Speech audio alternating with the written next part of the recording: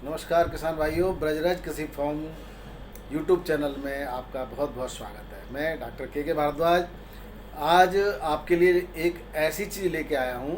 वैसे आपने नाम सुना होगा कि ये विशेष करके आलू किसान जो धान भी करते हैं और आलू भी करते हैं, मुख्य फसल उनकी जो है आलू है, लेकिन धान भी कर लेते हैं। और धान के खेतों में जो आलू करते हैं उनके लिए बहुत ही ज़्यादा ज़रूरी है कि धान के साथ हम जो है एजोला नामक जो है फर्न है उसको ज़रूर करें। तो दोस्तों, अगर आप धान की खेती में एजोला को भी करते हैं तो आप दोहरा लाभ लेंगे। और एजोला क्या है, एजोला के बारे में मैं आपको पूरी डिटेल बताता हूँ कि एजोला के क्या होता है, एजोला कहाँ कर सकते हैं। धान की खेतों में तो कर ही सकते हैं एजोला को, इसके अलावा भी अगर आप मुर्गी पालन कर रहे हैं, मछली पालन कर रहे हैं और ये कुछ भी नहीं कर रहे हैं तो भैंसों की दुधारू आपके अगर पशु हैं तो दुधारू पशुओं के उपयोग के लिए भी हम एजोला का प्रयोग कर सकते हैं। तो आइए अब बात करते हैं एजोला की खेती पर। तो एजोला की खेती की अगर बात करें तो एजोला की हम जो है यहाँ पर सबसे पहले बात करते हैं एजोला का परिचय। तो एजोला एक फर्न है। फर्न का मतलब जैसे छोटे पौधे होते हैं, जली फर्न है, जड़ में पाया जाता है, यानी कि इसके जो जड़ें नहीं होती, उसी में फलता फूलता है। और ये जो है इसकी जो पत्तियाँ होती हैं उनमें एनाबीना नामक जो है वो पाया जाता है, शैवाल शैवाल ब्लू ग्रीन एल्गी जिसको बोलते हैं। ये क्या सहजीवी है। सहजीवी से मतलब है एनाबीना को जो पोषण है वो तो देता है ये आपका एजोला फर्न। और एनाबीना क्या करता है कि वातावरण से नाइट्रोजन का फिक्सीकरण करता है, नाइट्रोजन को यौगिक में कन्वर्ट करके या नाइट्रोजन स्थिरीकरण करके और पौधों की जड़ों में देने का काम करता है। इस तरह से अगर बात करें तो ये 40 केजी नाइट्रोजन प्रति हेक्टेयर पूरे साल भर में दे देता है। अगर 40 केजी प्रति हेक्टेयर और अगर एजोला की बात करें तो लगभग 300 टन एजोला हम प्रति हेक्टेयर का उत्पादन कर सकते हैं जो है एक साल के अंदर। और कैसे उत्पादन करेंगे उसकी बात करते हैं हम आपको। ये हो गया एजोला का परिचय, एक फर्न है। और जो है बता देता हूँ मैं, भारत में इसकी 7-8 प्रजातियाँ पाई जाती हैं, जिसमें से जुंटा 29 और जो है पिन्नाटा प्रमुख रूप से है। पिन्नाटा की खासियत ये है कि बहुत ज़्यादा गर्मी में भी ये आराम से सर्वाइव कर जाता है। और इसका जो अनुकूलन तापमान है वो 35 डिग्री सेल्सियस, 30 से 35 डिग्री सेल्सियस है। यानी कि अगर मिनिमम पर 25 पर भी चला जाएगा तो भी कोई दिक्कत नहीं है, और 35 से ऊपर भी चला जाए तब भी कोई दिक्कत नहीं। लेकिन 30 से 35 डिग्री सेल्सियस तापमान रहता है तो इसकी वृद्धि सर्वाधिक होती है और 2-3 दिन में ही लगभग दोगुना हो जाता है जिस क्षेत्र में। अब बात करते हैं इसका जो है क्या उपयोग है। तो उपयोग की बात करें तो इसका जो उपयोग है वो मैंने आपको पहले ही बता दिया कि अगर कुक्कुट पालन कर रहे हैं, मछली पालन कर रहे हैं, मुर्गा फार्म है आपका, वहाँ तो है ही, उसके मछलियों के दाने के लिए कर सकते हैं, कुक्कुट के दाने के लिए प्रयोग कर सकते हैं। इसके अलावा अगर हम पशुपालन करते हैं तो दुधारू पशुओं को 1 किलो प्रतिदिन की खुराक से अगर इसको हम खिलाते हैं तो उनके दूध में गुणवत्ता बढ़ेगी, फैट बढ़ेगा, और उसको अन्य पौष्टिक आहार जो आप देते हो उसकी कमी करने के बावजूद भी आप दूध की गुणवत्ता तो बढ़ाते ही हैं, दूध का उत्पादन भी 15 से 20% तक बढ़ा सकते हैं। ये पक्की बात है। और इसके अलावा ये इसके उपयोग की बात, और अगर इसका उपयोग हम खेत में धान की फसल में कर लेते हैं तो आपके जैविक खाद का काम करता है पूरी तरह से। जैविक खाद से मतलब है आपको किसी भी रासायनिक खाद की आवश्यकता नहीं पड़ेगी। अब उपयोग कैसे करें, अब धान की खेती में कैसे उपयोग करेंगे। धान की खेती में करने के लिए आप क्या करेंगे, आप धान बोने से 2 या 3 सप्ताह पहले पानी भरेंगे खेतों में और इस एजोला का बीज जो है डाल देंगे। एजोला का बीज करीब करीब अगर आपने पहले से कर रखा है तो ठीक ठाक डाल देंगे, या पहले कल्चर करना ही पड़ेगा आपको, क्योंकि बाज़ार से काफ़ी महंगा आएगा। 200 रुपये प्रति किलो के करीब करीब रेट है इसके। वो आपको ऑनलाइन मिल जाएगा या किसी कृषि विज्ञान केंद्र से आप संपर्क करेंगे, उद्यान विभाग से या कृषि विभाग से या मत्स्य पालन विभाग से, तो वहाँ से भी आपको मिल जाएगा। तो ये जो है, लेकिन इसको ला करके आप किसी कुंडी में डाल दें, वहाँ कल्चर कर लें, वहाँ से आप खेत में डाल दें, इस तरह से कर सकते हैं। तो इसकी तैयारी कैसे करें उसको हम अलग टॉपिक में लेंगे। बहरहाल ये बात करें इसका जो उपयोग आप कहाँ कहाँ कर सकते हो, तो आप जैविक खाद के रूप में कर सकते हो, और कुक्कुट पालन में कर सकते हो, मछली पालन में कर सकते हो, और पशुपालन के लिए कर सकते हो। ये बात हो गई। अब हम बात करते हैं इसके गुणधर्म की। तो बहुत ही गुणात्मक इसके अंदर गुण हैं।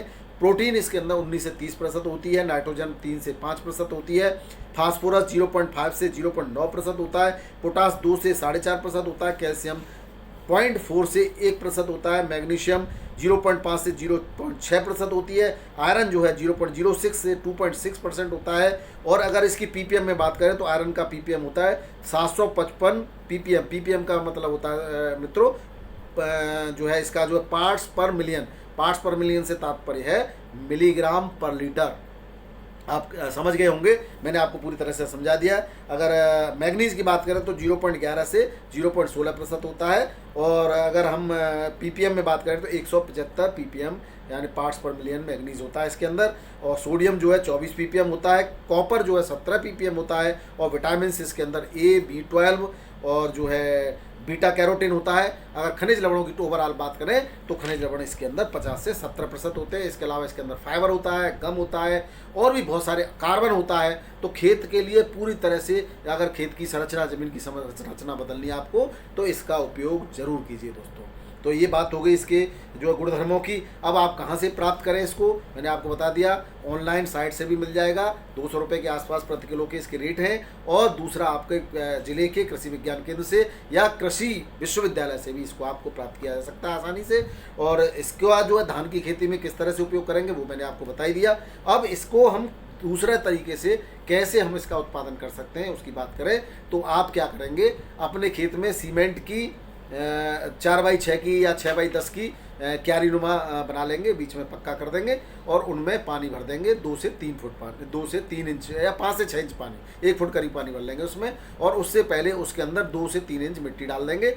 और इसके अलावा अगर आप सीमेंट की नहीं बनाते हैं तो कच्ची भी क्यारियाँ बना सकते हैं, जिस तरह से आपको दिखाई दे रहा है। और कच्ची क्यारी बनाने के बाद ये भी 4x6 की या 10x10 की या 10x12 की, साइज़ कोई मायने नहीं रखता, बना लेंगे। इसके अगर आपके यहाँ पथरीली मिट्टी है या कंकड़ है नीचे तो सीमेंट के बोरे बिछा लेंगे या उसको किसी के माध्यम से, तख्ते के माध्यम से अच्छी तरह कूट लेंगे।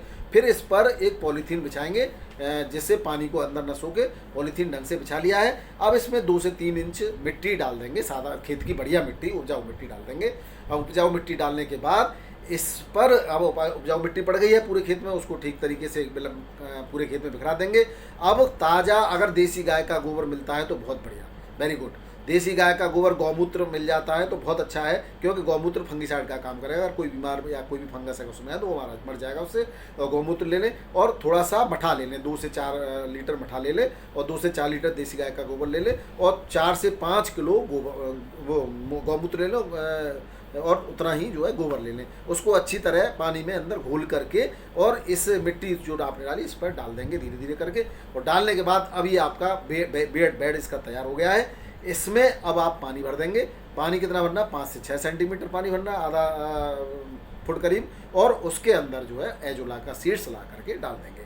अब आप देखेंगे कि अगर अनुकूल तापमान रहता है तो दूसरे तीसरे दिन ही इसमें काफ़ी तेज़ी से वृद्धि होती है। और जब पहले 1 हफ्ते तक थोड़ा सा रखा रख देंगे, 1 हफ्ते 2 हफ्ते बाद वृद्धि स्टार्ट होती है। उसके बाद छलनी से छान करके एजोला को इकट्ठा कर लेंगे। अब एजोला जब इकट्ठा हो जाए तो अब आप इसको जो है घर पर ले जाके किसी ड्राम में 200 लीटर का या कोई चौड़ा बर्तन ले लेंगे, उसमें डाल देंगे। उसमें डालने के बाद इसका मोटा मोटा ऊपर से आप जो है इसको अच्छी तरह धोने के बाद जो बारीक होगा उसको पुनः कुंड में, जिसमें हमारी क्यारियाँ, उनमें डाल देंगे। और मोटा मोटा आप इसको सुखा लेंगे तो मुर्गियों के दाने के रूप में उपयोग कर सकते हैं। और गीला आप 1 किलो से 2 किलो प्रतिदिन आप अपने दुधारू पशुओं को खिला सकते हैं। आप 1-2 किलो पर डे इसमें से निकाल सकते हैं। तो ये बात हो गई इसके पूरी तरह से उत्पादन की, अलग से आप कैसे तैयार करें और इसके उपयोग की मैंने बात आपको बताई दी है। इसका अब धान की फसल में क्या करेगा, धान की फसल में भी ये कम से कम 20% उत्पादन आपका बढ़ा देगा। अब मैंने कहा कि आलू किसानों के लिए किस तरह उपयोगी है। अब आपके खेत में एजोला है, एजोला काफ़ी तेज़ी से वृद्धि करता है। और जब वृद्धि करने के बाद अब आपके धान कट गए, धान कटने के बाद एजोला खेत में ही रह जाएगा। और जब उसकी जुताई हो जाएगी तो ये सारे पोषक तत्व, ये जैविक खाद आपके खेत में इतनी उर्वरा शक्ति बढ़ा देगा कि आपकी पैदावार, आलू की पैदावार भी कई गुना बढ़ने के चांस रहते हैं दोस्तों। तो ये थी एजोला की खेती की पूरी जानकारी। इसके अलावा अगर कोई सुझाव हो, कोई भी आपके कमेंट बॉक्स में आप दे सकते हैं। और आप किसान भाइयों इस वीडियो को अपने दोस्तों को, अपने मित्रों को, रिश्तेदारों को शेयर करना ना भूलें। जो लोग हमारे चैनल पर पहली बार हैं वो लाइक सब्सक्राइब जरूर करें दोस्तों, क्योंकि ये सब आंकड़े जुटाने में हमें मेहनत तो करनी पड़ती है। मेरी तबीयत खराब चल रही है, मैं बिल्कुल स्वस्थ नहीं हूँ और फिर भी मैंने आपके लिए वीडियो बनाई है, तो एक लाइक तो बनता ही है दोस्तों। इसी के साथ आपका दिन शुभ रहे। बहुत बहुत नमस्कार, धन्यवाद।